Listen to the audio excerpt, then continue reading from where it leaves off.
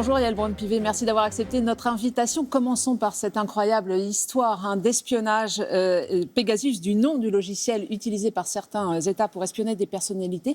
Vous-même, avez-vous été visé, le savez-vous?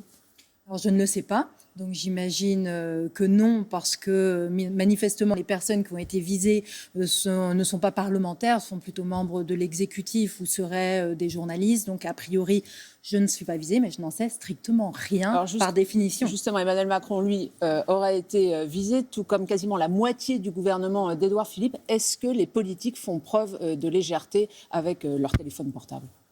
Alors vous savez, aujourd'hui, les moyens technologiques pour pouvoir pirater les outils que nous utilisons sont assez développés, sont assez larges. Cette affaire le montre.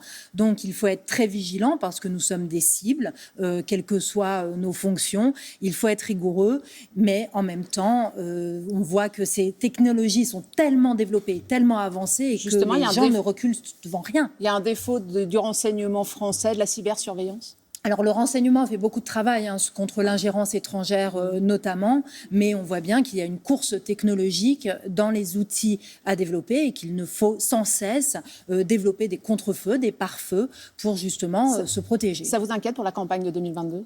Alors c'est effectivement inquiétant parce qu'il peut y avoir des manipulations électorales. Vous avez raison d'en parler, il faut être vigilant. On met en place des outils, il faudra probablement les renforcer encore plus et être extrêmement attentif parce que effectivement, quand c'est la campagne qui est en jeu, c'est notre vie démocratique qui est en danger. Et là, nous sommes évidemment tous concernés. Le pass sanitaire rentre en action, en fonction dans les lieux de loisirs et de culture à partir de ce matin. Mais la loi, elle, qui va l'instituer, le généraliser, la vaccination obligatoire pour les soignants, sera en débat à l'Assemblée. Vous avez passé, votre nuit là en commission pour déjà examiner le texte. Pour qu'on y comprennent quelque chose, parlons du concret. Par exemple, qu'en est-il des centres commerciaux ? Est-ce que ce matin, on y voit plus clair sur les centres commerciaux de plus de 20 000 mètres carrés ? Alors, on en a débattu effectivement en commission hier. De nombreux amendements visaient à les supprimer du pass sanitaire. Cela n'a pas été le cas. Donc, il y aura le débat dans l'hémicycle dès cet après-midi. Mais c'est un sujet parce que donc, il y aura un pass sanitaire pour entrer dans les centres commerciaux de plus de 20 000 mètres carrés dans certaines zones ? Exactement. Mais nous avons adopté un amendement pour réserver l'accès aux services essentiels au sein d'un centre commercial parce que vous ne pouvez pas priver un citoyen d'accéder aux magasins alimentaires et aux produits de première nécessité. Donc il faut réussir à trouver la balance, essayer d'éviter les clusters dans les grands centres commerciaux tout en préservant l'accès à ces services de première nécessité. Si je vais à une pharmacie dans un centre commercial, là, je n'ai pas besoin du pass sanitaire. Exactement, c'est ce qu'on imagine parce qu'on imagine aussi que sur notre territoire, la pharmacie, finalement la seule pharmacie qui existe à des kilomètres à la ronde, se trouve au sein du centre commercial. Il faut veiller à cela. Il y avait aussi un débat, par exemple, sur le pass sanitaire pour les terrasses. Il y aura un pass sanitaire pour aller boire un café en terrasse ? Alors oui, parce que aujourd'hui, il est très difficile, voire impossible, de distinguer entre la terrasse et le lieu couvert à l'intérieur. Vous êtes en terrasse, vous souhaitez rentrer à l'intérieur pour aller aux toilettes, pour aller payer. À quel moment vous allez avoir votre passe sanitaire ? C'est très compliqué. Donc il a été décidé en commission, avec le soutien du ministre, de ne pas distinguer entre la terrasse et l'intérieur du restaurant. Avec cette loi, est-ce que vous comprenez que les Français ont énormément de mal à s'y retrouver ? Par exemple, on pourra retirer son masque au cinéma parce que c'est soumis à un pass sanitaire, mais dans certaines régions, on remet le masque en extérieur. Est-ce que vous comprenez que les Français n'y comprennent rien ? C'est difficile parce que la situation épidémique est difficile et que son évolution est différente selon les endroits sur le territoire. Donc ce que vous dites, c'est qu'effectivement, on a sur des zones à forte tension des mesures plus strictes qui sont imposées, et à nouveau le port du masque par exemple, mais autrement dans des cinémas, dans des théâtres, l'idée c'est grâce au pass sanitaire de créer des bulles dans lesquelles tout le monde est protégé, on accède dans ces bulles avec un pass sanitaire et au sein de cette bulle, on peut retirer le masque, on peut se rapprocher, avoir moins de distanciation sociale parce que tout le monde est soit vacciné, soit exempté, soit... Vous étiez contre le pass sanitaire, par exemple, pour les 12-17 ans. Qu'en est-il ? Est-ce qu'il rentrera en application le 1er septembre ou pas ?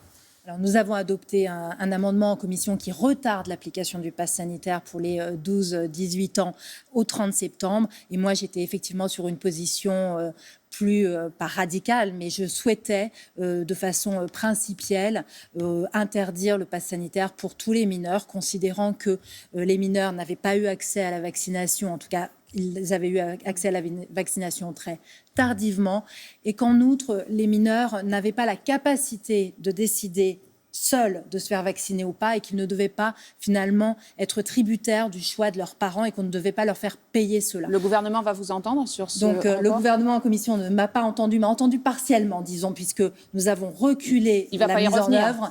Nous en discuterons dans l'hémicycle, puisque je redéposerai mon amendement dans l'hémicycle. Et je n'étais pas la seule à défendre cette position. Est-ce que ce texte entame nos libertés d'aller et de venir, tout simplement ?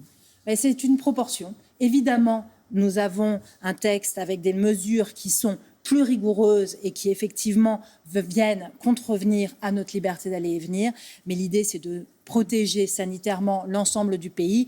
Et le Conseil d'État, le Conseil constitutionnel et nous, parlementaires, nous sommes vigilants. Et notre travail, finalement, c'est de bien trouver la balance entre l'atteinte à la liberté d'aller et venir et la protection sanitaire de nos concitoyens. Et c'est tout cet équilibre qui est très difficile à trouver, qu'il nous convient néanmoins de trouver. Justement, je voudrais qu'on revienne sur une déclaration que vous avez faite le 13 mai. Le pass sanitaire ne sera absolument pas appliqué, jamais dans les restaurants, dans les musées.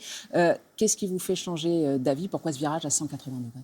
Ce n'est pas un virage à 180 degrés. À cette époque-là, nous avions créé le pass sanitaire et nous étions tous d'accord, gouvernement, majorité et de nombreux membres de l'opposition, pour dire ce pass sanitaire sera réservé aux grands événements. Et donc, nous avions exclu expressément tous les autres lieux.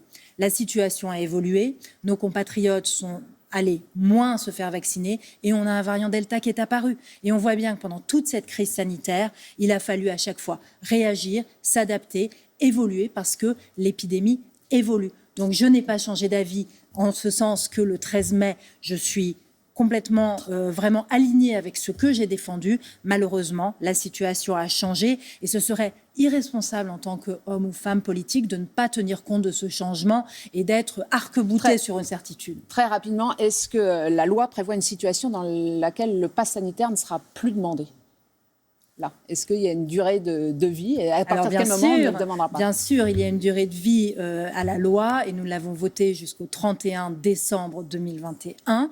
Donc cette date peut encore bouger dans l'hémicycle et dans le cadre de la navette parlementaire. Mais évidemment, le pass sanitaire ainsi que toutes les mesures de restriction de vaccination obligatoire ont une durée limitée. C'est extrêmement important, c'est temporaire et c'est lié exclusivement à une situation sanitaire dégradée. Si la loi est votée samedi au plus tard, elle sera promue quand ? Quand est-ce qu'elle rentre en application ? Le gouvernement dit début août, mais ça veut dire quoi début août ? Certains groupes politiques ont d'ores et déjà annoncé qu'il y aurait une saisine du Conseil constitutionnel, donc il faut que le Conseil constitutionnel statue.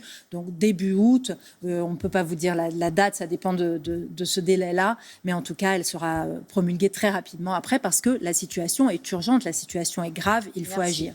Merci beaucoup Yaël Braun-Pivet d'être venue ce matin au 4V. Merci mesdames, belle journée à vous.